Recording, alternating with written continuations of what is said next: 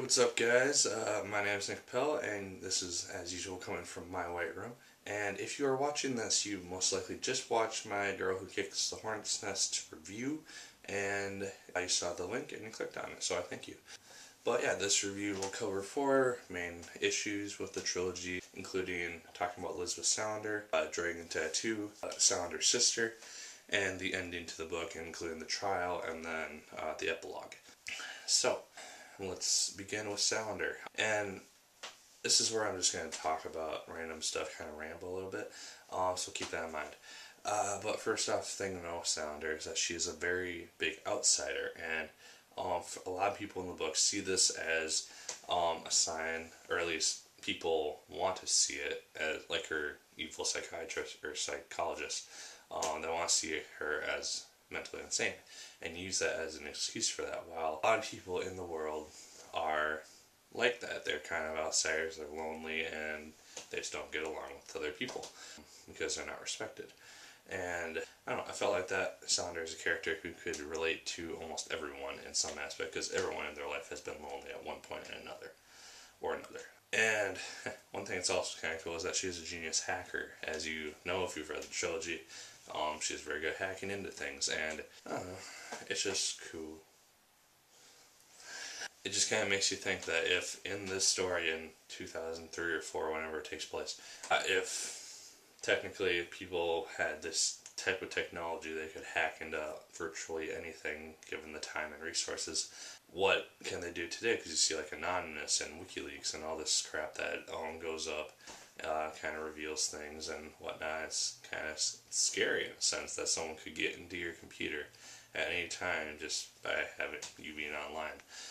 I don't know, something to think about. But yeah, that's mainly what I want to talk about with Salander. I know it doesn't really go into a lot, but leave a comment or message me if you want to discuss her further about some certain issue, because she's an interesting character to discuss, and she's probably become one of my favorite characters in literature because of that. And then, second part, Dragon Tattoo had absolutely no reason for being in the story because it has no relevance in Played with Fire or Kick the Hornet's Nest. The only things that really have relevance is in the story that carry on to the next story is, or to the next 2 books, is Salander and Blomkvist meeting up and starting a friendship, if nothing else. Salander's raped by German, the Winterstrom downfall, and Salander is getting her heart broken. Those are the only 4 things that really carry onward, that I remember and that I can kind of see that have any influence. They could have made a whole different story for Dragon Tattoo, and as long as they included those 4 aspects, it wouldn't have made any difference. Because Harriet, she's included at parts in Played with Fire. We barely see her name mentioned at all in Hornet's Nest, and I don't know, that's just something that I kind of started to realize as I was reading either Played with Fire or Hornet's Nest. I don't really remember which. I don't know, that was just kind of annoying because the book didn't really have any reason for being. They could have, I feel like they could have easily maybe made it into 2 books of some sort. Into 1 book, like Blade of Fire and Dragon Tattoo could have been kind of comboed into 1 if they wanted to, or if Larsson wanted to.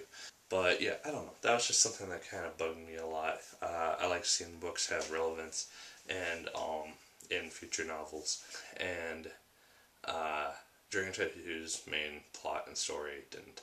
Only those 4 main aspects kind of remained, and they didn't have anything to do with the story.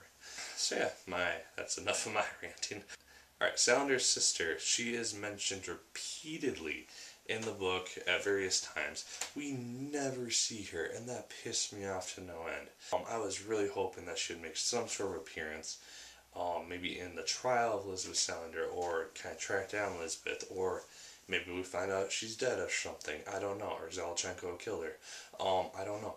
But it's very, very, very annoying that when you mention a character repeatedly in a story and make her seem like she could be important later on, and then do nothing with the character at all.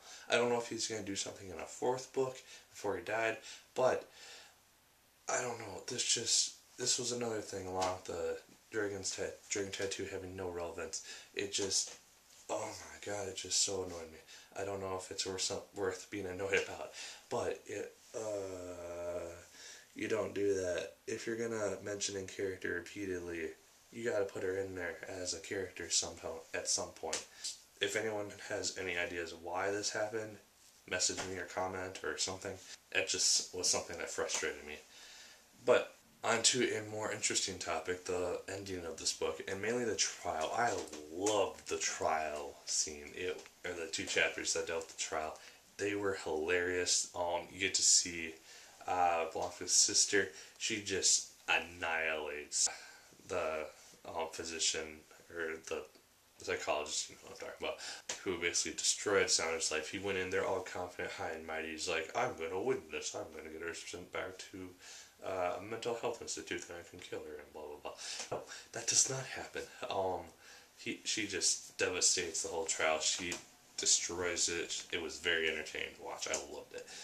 It's also cool to see right before the trial all the members of the section getting arrested and seeing that whole organization fall. Because at the beginning of, for instance, you see this whole how it all came about through the old head person's eyes, the guy who shot Zelchenko. You see all that come about, and it's kind of interesting to see how it's become so corrupt. How Clinton has kind of destroyed it from the inside out, has almost become insane in himself, and it's in the self-obsession to kind of contain this big secret about Zelchenko. And I don't know, it's just a very cool thing to see, and I liked the way that he ended the main story. Now, with the epilogue, when I first read this epilogue, I wasn't really sure what was going to go down with it, because it started out kind of slow, to be honest. It was just kind of recapping Elizabeth Salander's life, and also with the last chapter, it kind of did that too, and kind of telling what was going down with her. And I don't know, it just, I wasn't really impressed right away, and then I kind of saw the confrontation coming up between Salander and Niederman. I think that's how you say his name. Probably not, but the giant guy who's like invincible. You see that coming up because you don't see him for like the whole aspect of Foreign Sense, so you know that he's gonna pop up at some point. But I don't know. That was just a really cool way to end it. Kind of tie up loose ends. Salander gets revenge on 2 people, or 2 groups, I guess. You see her nail gun Niederman's feet to the floor, then she decides to leave, not off him, because she just got her freedom. She's not going to throw it away by murdering someone. She is smart. And I see her go to a gas station. She calls first the group whose treasurer Niederman killed. They all show up. They're like, oh, we're going to get revenge, and blah blah blah. They kill Niederman with a knife, kind of, I'm assuming, slit open his belly or slit his throat or something.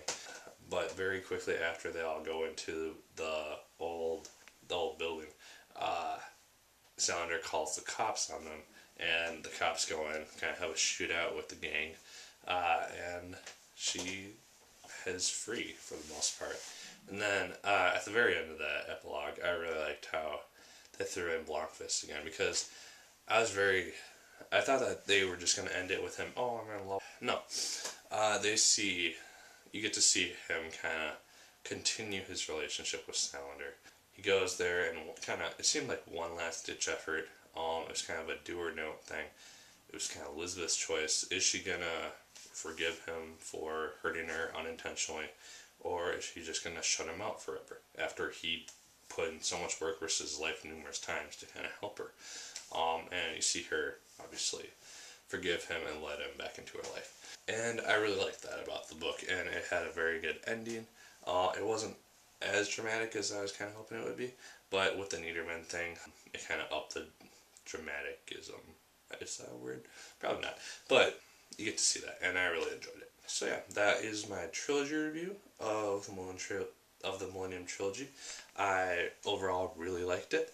I would highly recommend it. But yeah, leave any comments that you want about the trilogy or individual books. I don't care. In the comments. Message me if you want to discuss anything individually. Video response is okay too. I don't really care. Like, favorite, comment, or subscribe to this channel and like this video, favorite, and whatnot, if you like the video. But yeah, next trilogy that will be coming up is The Lord of the Rings, plus The Hobbit. Hobbit will be first in Lord of the Rings. And that will be 2 weeks, because the next book that's going to be coming out is Nikki Sixx's The Heroin Diaries. So you have that to look forward to. It's kind of something that I saw. I had the album for a while, and I wanted to read the book, so I have it. And it will be reviewed next week. And, oh wow, I'm going to be in school when that comes out. Boo. Yeah, it's July. It's like the very end of July when I'm filming this, but when this review goes out, I will be almost back at school.